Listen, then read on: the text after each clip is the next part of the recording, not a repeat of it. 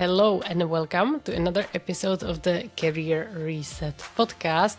So before I say anything else, I want to invite you to my free webinar that's happening already next Tuesday, the 14th of April at 2 p.m. Finnish time. It's called How to Find a Job in a Tough Economy. Very relevant topic in this time. And I hosted this webinar already almost 2 years ago, and I wanted to go with mainly the same topic because I thought it's still relevant. But then I've talked to a lot of recruiters, I reflected on the situation my clients are in, and I completely reworked the entire content and really made sure that everything is super relevant to how to succeed in this economy. And if you have been listening to this podcast, you know I'm all about very strategic, mindful approach to a job search, not just fragmented advice. More on that in the rest of this episode. But because it's really tough out there, if you're going for some highly qualified position, some kind of office job that requires experience and university education, then the competition is fierce, and it really, you will not be saved by some random advice you see on LinkedIn. It takes a whole new approach, whole new way of thinking and understanding the job market and what it takes to succeed. So that's what I'm going to be teaching in the webinar. I'm going to be taking you through how employers are making hiring decisions right now, how job seekers are responding and why that is not working, and what is the thing that is actually required to succeed. So if you are on the lookout for a new job and you feel like everything you try just doesn't make any difference, then this webinar is definitely for you. I will leave the sign up form in the show notes. So if you haven't yet, I will not be publishing another podcast probably before the webinar goes out. So I really want to make sure that everyone for whom this would be relevant gets their spot. And even if you can't make it live, make sure you join, because I will be sending out the recording. Of course, if you join live, you will have the opportunity to ask me questions, to ask maybe how it applies specifically to your situation, which is just super valuable. So I hope many people will be able to join live, and I will be able to tailor the experience based on the questions I receive. And I have finished the slides and I have prepared, and I am saying a lot of things that I know work, I know are true, but I have maybe been a bit afraid to say it out loud because it can sound a bit confrontative or a bit like it goes against a lot of the advice that is shared online. But the point of my work is not that everyone agrees with what I'm saying. The point of my work is that I help people get jobs.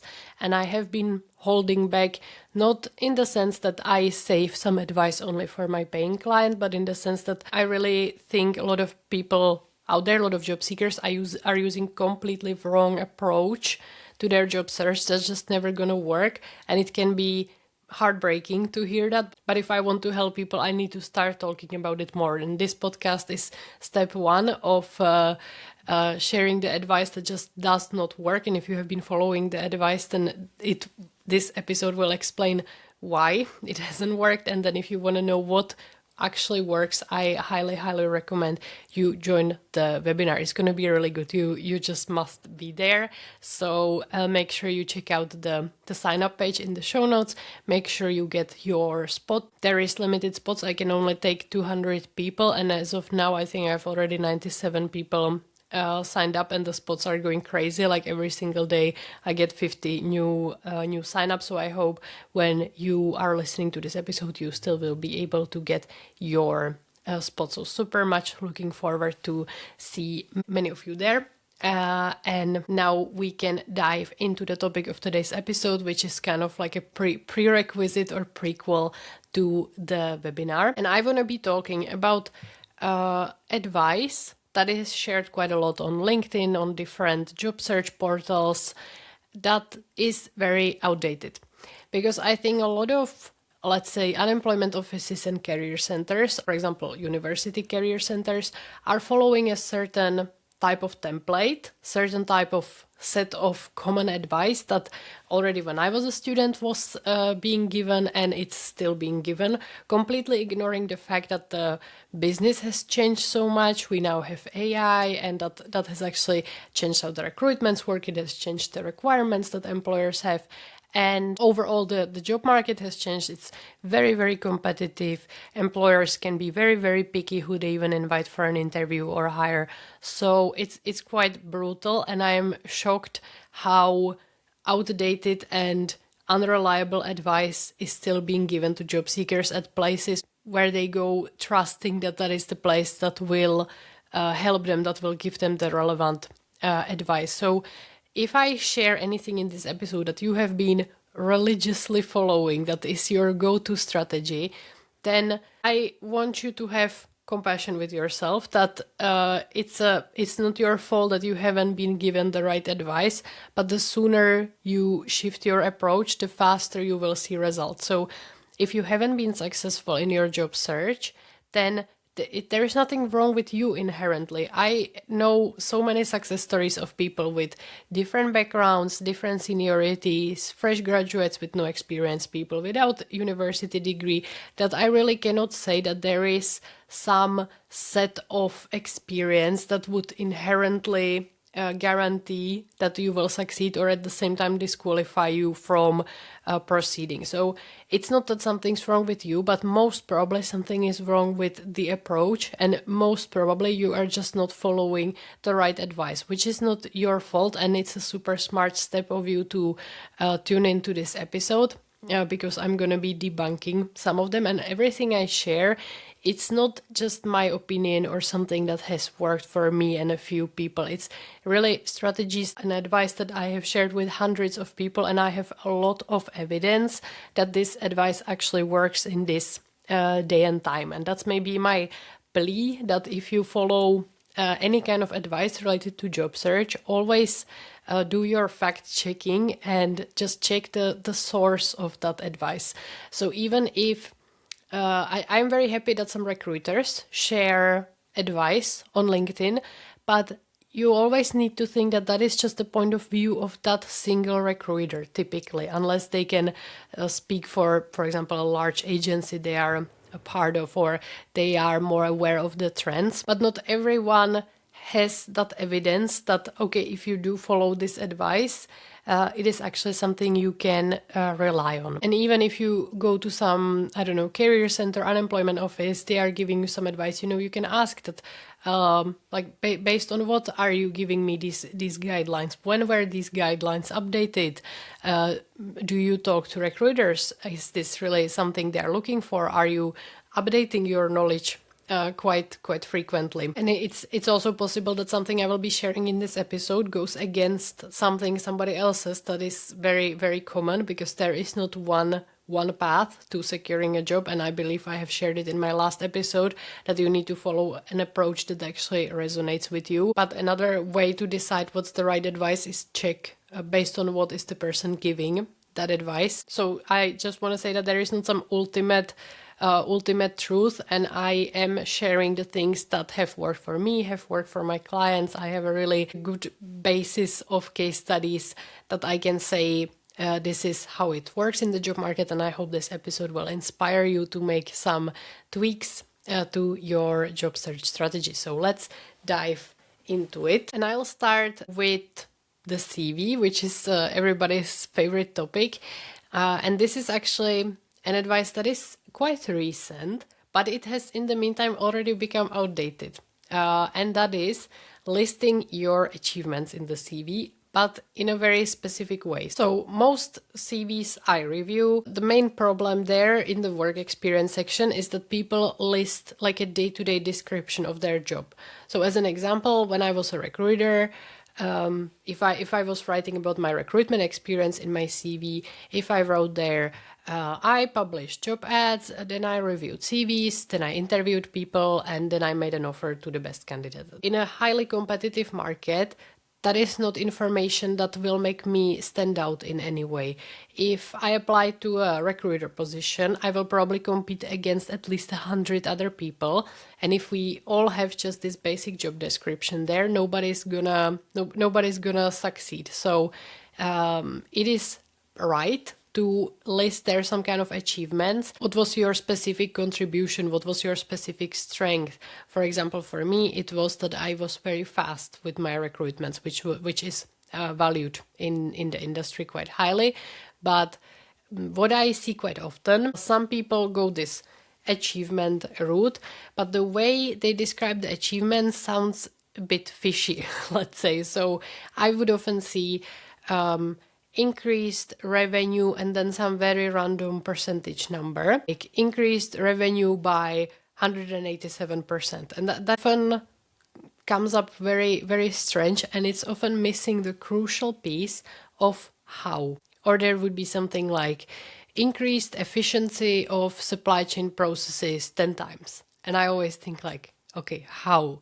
Because that does sound intriguing, maybe even impressive, but it kind of comes out of nowhere, and it's you need to make sure that you're attributing that achievement to you specifically. So I would say that generally speaking, this kind of numerical achievements have been a thing or were a thing, but now it's maybe not something I would go for, and I would always make sure that you are specifically describing how did you get to that achievement? I mean you specifically. I also often review CVs that say, I joined this company and in the 5 years that I was there, the company grew from 10 people to 500 people.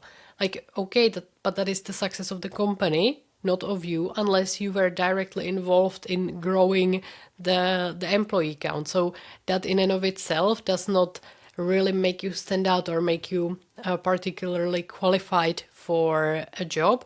But at the same time, let's say I was a recruiter, and in my time there, I grew the employee base from 10 to 500 people.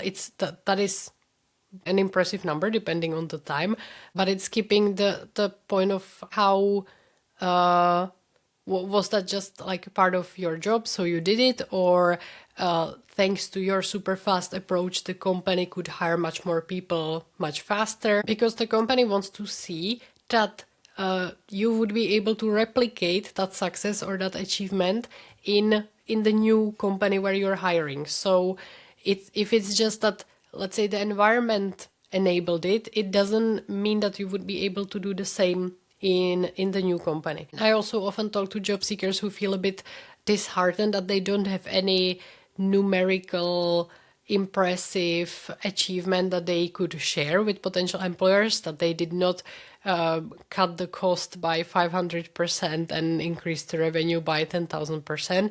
So if you have until now struggled with being able to put into numbers what you have achieved, then you don't need to worry, because it is really not something that, the way most people word it, it does not add that much value. It just looks a bit random, and it's missing the important piece of how did they actually get to that achievement. And especially with percentages, okay, if you grew the revenue by 200%, and now watch me stumble hard on my math, but let's say you joined the company and the revenue was 1,000 euros a month and you grew it to 3,000 euros a month. It's not the same as if the company's revenue was 1 million and you would grow it to 3 million. Just think that often these kinds of numerical achievements or any kind of achievements like this create more questions than answers. What was the total numbers, and how was it? How can this be directly attributed to you? Of course, if you, for example, work in marketing or sales, like an area where you have very clear numbers to show for your work, like the volume of sales or the value of an average deal you closed, or in marketing there is a lot of different metrics you can use, then it makes sense. But just again, make sure that that number can really be attributed to your work. And staying still with the numbers, this is also one thing that it has become, and I haven't even noticed why, but it just has become outdated, is years of experience. So the typical thing people had in their LinkedIn headline and in their LinkedIn about section were their years of experience. So I would often see 10 plus years in marketing, 15 plus years in accounting, in financial management. And I can't even put my finger on specifically why that just doesn't work. I guess it's something to do with the how fast the world is changing. So let's say in digital marketing, if you have 10 years of experience, like most probably the first 5 is almost irrelevant at this point because everything has changed so much. And of course, it depends on the role. If you are applying to chief marketing officer, you better have a lot of years, a lot of experience with different projects, environments, and so on. But if we are talking about some kind of specialist hands-on role, then it's not necessarily an advantage that you have many, many years of experience. It really comes down to what did you do in those years, what kind of tasks did you do, what kind of tools did you use. And then if you have, I don't know, 2 or 3 years or even just 1 year of highly valuable experience, that can be even more relevant than having 10 years of some meh experience. And I think also it's just becoming very common that people change industries, change fields. It's completely normal. The direction everybody's careers are heading in this world that is changing really fast. So then it's typical that people might have 5 years of experience in sales, then they will have 5 years of experience in project management, and then it depends on what is their next step, what experience is more valuable. But even if I think, for example, for me, as a former recruiter, I don't think it makes that big of a difference whether you have 2, 5, or 10 years of experience in recruitment, just as information as it is. But then if you can say, like, who you have been recruiting for, have you worked for an agency, have you worked in-house, it really depends on your specific experience and if that is something that the potential employer would be interested in. But just as a face value of 10 years in recruitment, that does not stand out just as it is. So this can be, again, encouraging. If you are not someone who has 10 years of experience, then you don't need to worry, because that is something that is just not that valuable in the job market at the moment. And I often feel like this is sometimes somehow a source of entitlement almost, that I would talk to a job seeker, for example, and they would tell me that I have 20 years of experience in project management and I still can't find a job. And that is what I'm trying to say here, that years of experience just by the volume does not make you a better candidate or even qualify you for a certain type of jobs. It really depends on what kind of project management, with what tools, in what type of company, with what scope, the specific flavor of your experience and how well that matches that of the potential employer is more important than the volume of that experience. And that comes down to the fact that the job market right now is very competitive, meaning that the company receives a lot of applicants for every single job they post, and they will always value someone whose experience is as close to what, like, industry and type of company and everything that the employer is operating in. And they will value that over someone who has a lot of experience, but experience that is not directly related. Of course, if they can find someone with a lot of experience that is directly related to what they are looking for, then that's a clear win. But it's not like that just based on the seniority they would make that decision. And if right now something in your headline, or if you have a profile summary in your CV, you should have a profile summary if you're in your CV. But if the first information there is something like 15 plus years experience in project management, you can delete that, because that's not, or in any other field, that just doesn't sound the same like it did 5 or 10 years ago. There are one area I can think of where it could have a still good, where it still could sound good, is sales, because that is a field that follows basically the same principles. That is one area that is quite resistant to technology. Let's see if that will change in the future. But basically, it still depends that have you worked in B2C sales, B2B sales, what type of, like, sales cycle, what type of product. For example, if you were selling software to companies, then that experience will be most valuable in a company that sells software to other companies. But if you have 10, 15, 20 years of like very direct outbound sales, then that could be seen as very valuable. But that is the only area where I can think of where it really does add value. The next outdated advice, we are still kind of staying on the CV part, is focusing heavily on talking about your education or formal qualifications.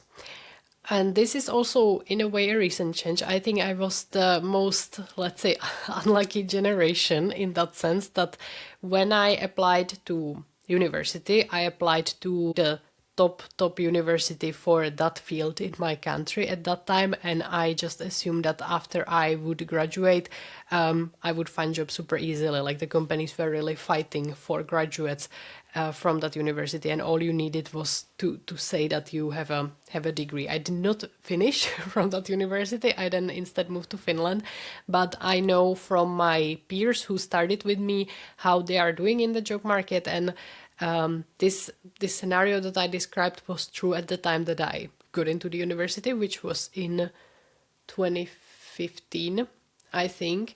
But by the time they graduated, the market has really shifted away from valuing the knowledge and the theoretical formal education, and those people who already worked during the studies, they secured job much faster, they secured cooler jobs, and even the people who started working during their studies and then they dropped out and didn't graduate from the university because the job, they are now in better positions than the ones who graduated. And I think this is the devaluation of formal education. It's just really happening, but nobody wants to talk about it because it's painful. I spent I don't know how many years being a student from the age of 19 until the age of 20, 25 or 26. So 6-7 years of studying. That was my full focus. I had some odd jobs here and there. I, of course, did other things. It's not like I wasted my life. And I am happy I studied. I wouldn't have wanted to just go straight to work because it allowed me some flexibility and time to discover myself. But if I would only think of the theoretical knowledge it gave me, I have never used almost any of it in my day-to-day job. And when we are talking about business and technology, that's just the way it is. When I worked in recruitment, it never happened to me that the education would be even discussed or mentioned or addressed or looked for in the CV. It just did not matter. The full focus was always on the experience, on the skills, on the competencies, on what the person can actually do.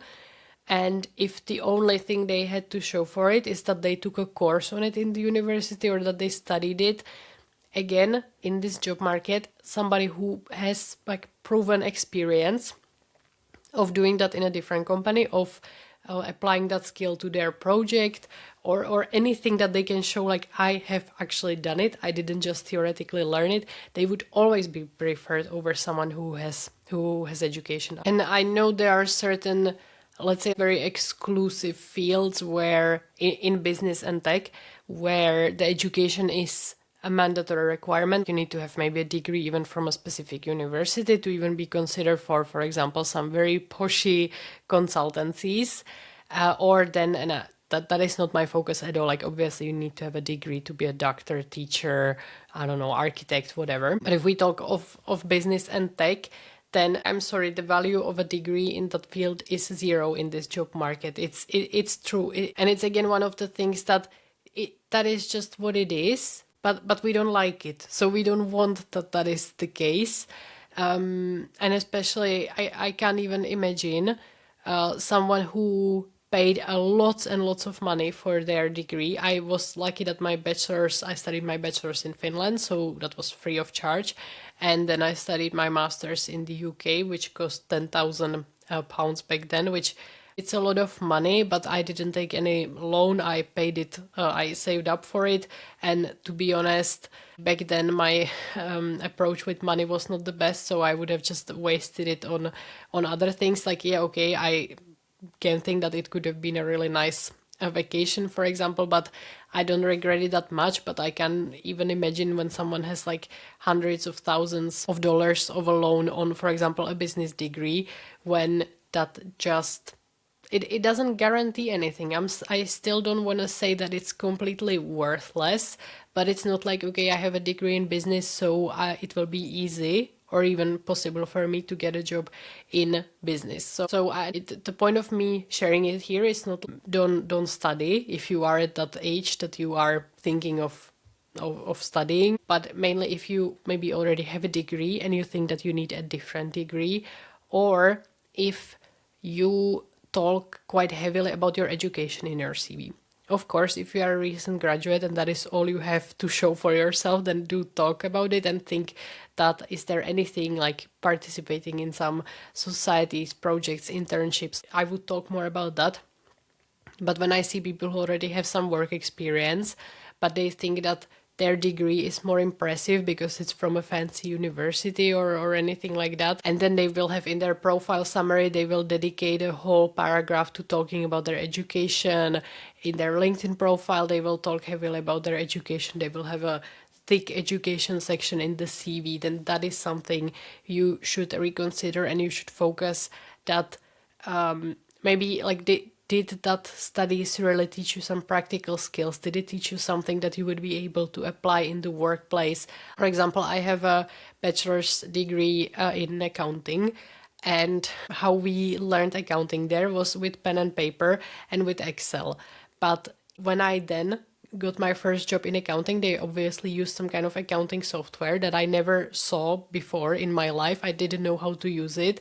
I didn't understand. I had never even seen an invoice. Sorry to anyone who is not an accountant, which is probably most of you, who has no clue what I'm talking about. But we would just get like a list of transaction, like the company bought material, the company sold this and that, and then we would have to put it in the correct category, either in an Excel sheet or with a pen and paper. And then I started working as an accountant, and then some invoice came and I had to place that invoice correctly in the software, and it wasn't like a brain surgery. I could learn it relatively quickly where I need to click on the right button.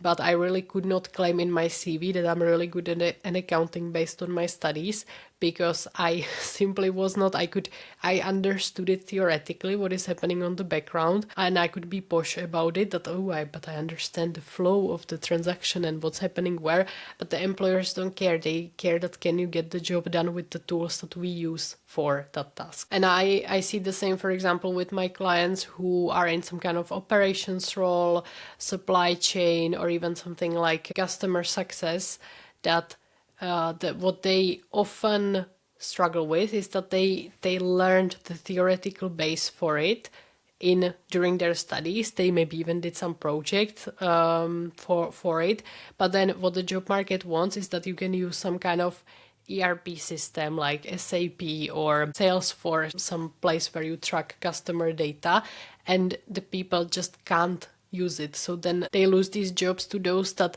don't have maybe that strong theoretical foundation of the field, but they can actually use the tools. And it's very difficult to, I, for example, did learn, that's a strong word that I did learn, like I used SAP in one of my courses in university, so I have some awareness of what it looks like, and it wouldn't probably be very difficult for me to learn it.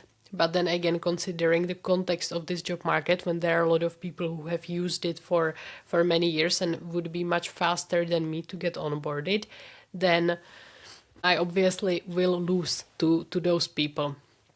And I often see in people's CVs something like fast learner, and I can learn new tools quickly and I can adapt, and that is very lovely. But if you are competing against many people who are not just willing to learn it, but they have actually done it, it's obviously a rational decision by the company to go with someone who has provenly used it in their previous job. I often hear people tell that, like, I just want someone to give me a chance, and I get it, I completely get it.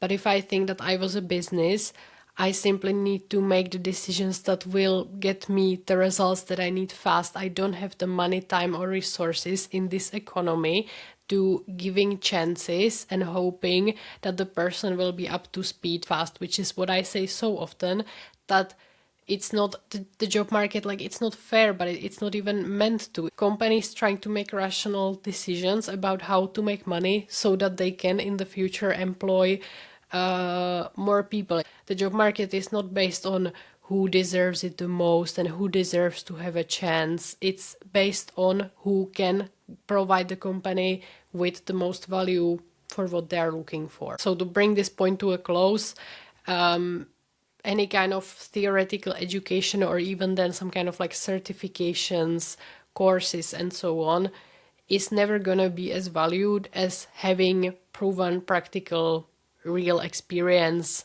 and being able to show that experience. So that can, and that doesn't need to be from a job, that can be from some kind of personal project. So for example, me, I have never worked in marketing. I cannot say that I have years of experience with marketing, but through my own project, through my own business, I have done it. Like I am here recording a podcast, that's a marketing. I am recording podcast, I can then edit the podcast myself. That's a skill that I can point at.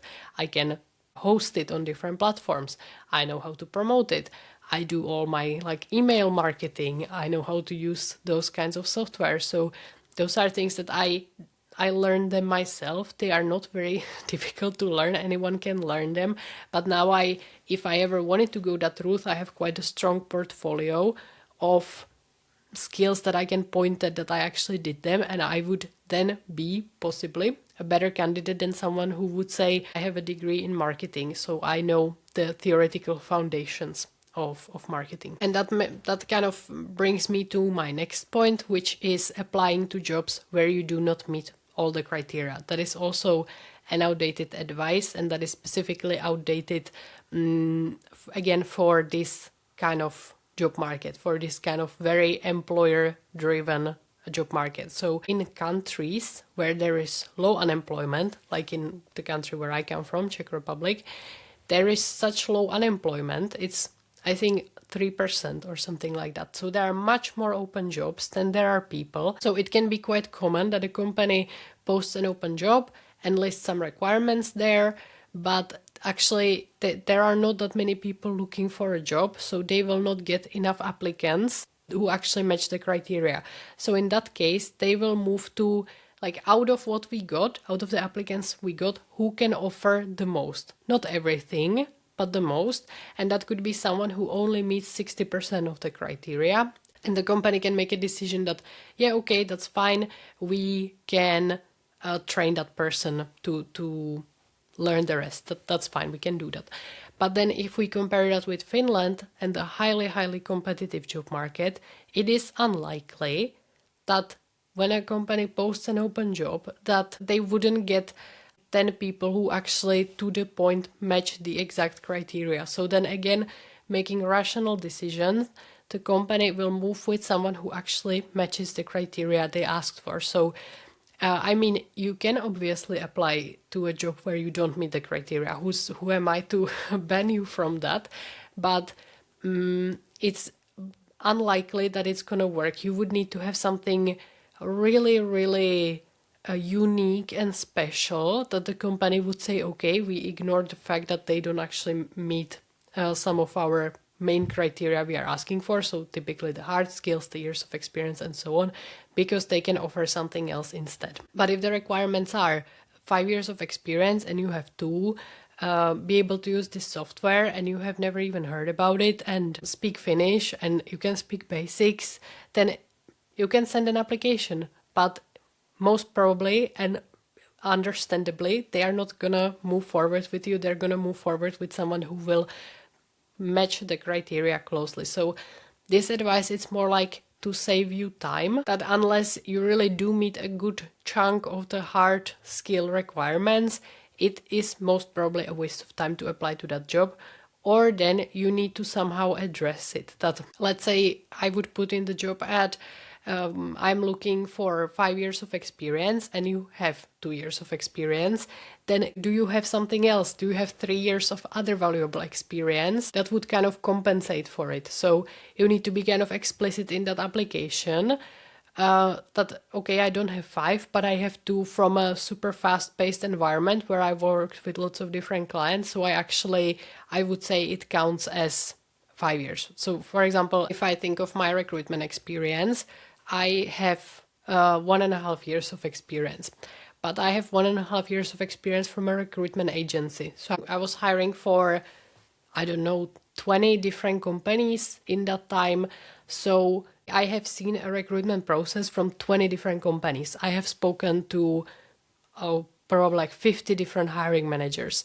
And in comparison, if I only hired for one company, I would know only how one company does recruitments. I would speak to like 2 or 3 hiring managers. That would not be the same like working in the super fast paced agency environment. So if I explained it this explicitly in the application, then I might be considered for, let's say, in-house recruiter role where I don't meet the exact years of experience. And still staying on the application theme, let's talk about cover letters, which I really thought when I created my online course 2 years ago, I already thought that we have a collective understanding that the cover letters are dead, but lately I've been seeing a lot of debate and a lot of advice on them on LinkedIn, and to me it sounds like, let me think of some good metaphor. Maybe like if you want to give a gift to someone, and then you buy a gift that is okayish, you wrap it in some okayish way, and then you spend a lot of time and energy on thinking of the name tag. So you go to a nice stationery shop, you pick a nice name tag, then you learn calligraphy, then you buy some fancy pen, and then you write the name in a very pretty way. Then it's not like the person who you're giving the gift to will completely ignore it and it will make no difference. But at the end of the day, if the actual gift you're giving them is kind of meh, the name tag is not going to make any difference and you have wasted a lot of time and money on creating it. So that's basically the same with the cover letter. It's not like it's completely irrelevant and nobody reads it, but it's just not the decisive factor.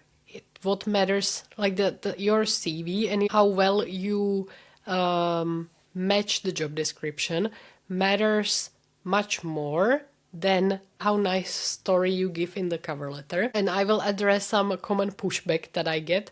So one of them is, okay, but some other people say that the cover letter is important.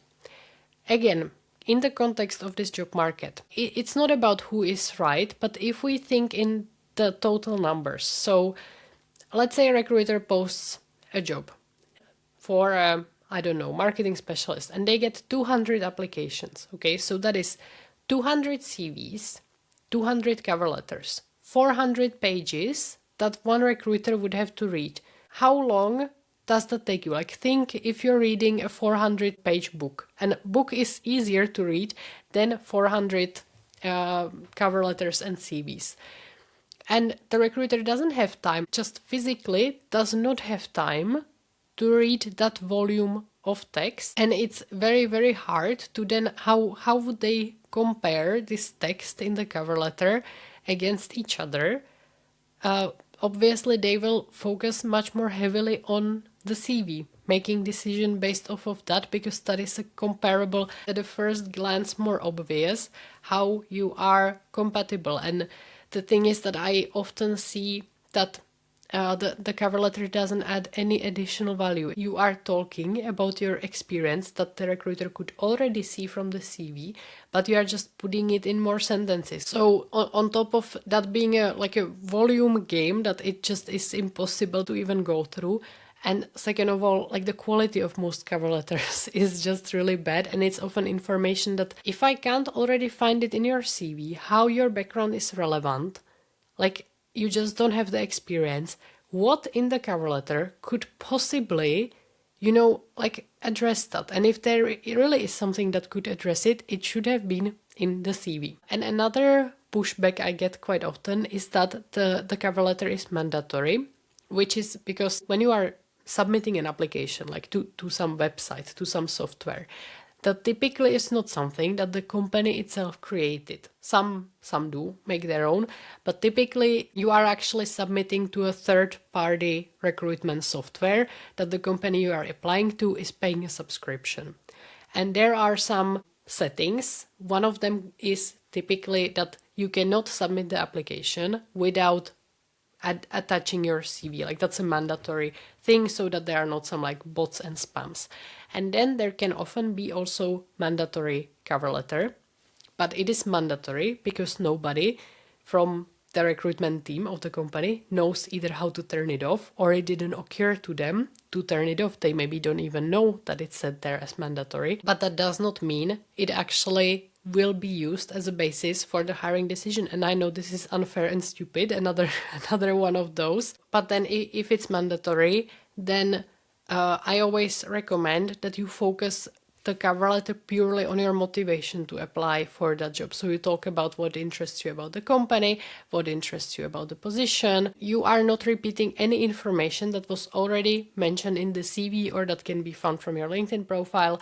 Like it is, from now on, it's banned to write your cover letter as a summary of your CV. That is complete waste of time. So if you have to submit it, make it one short paragraph where you're talking about your motivation for the job. Even if it's mandatory, it doesn't mean that it needs to be a full page covered with text. If you submit a PDF with one very strong paragraph talking about your motivation, that could actually add some value to your application. So those were my maybe unpopular opinions, but the thing is that it's not opinions. It's things that I have seen time and time again. So advice that just does not work in this job market.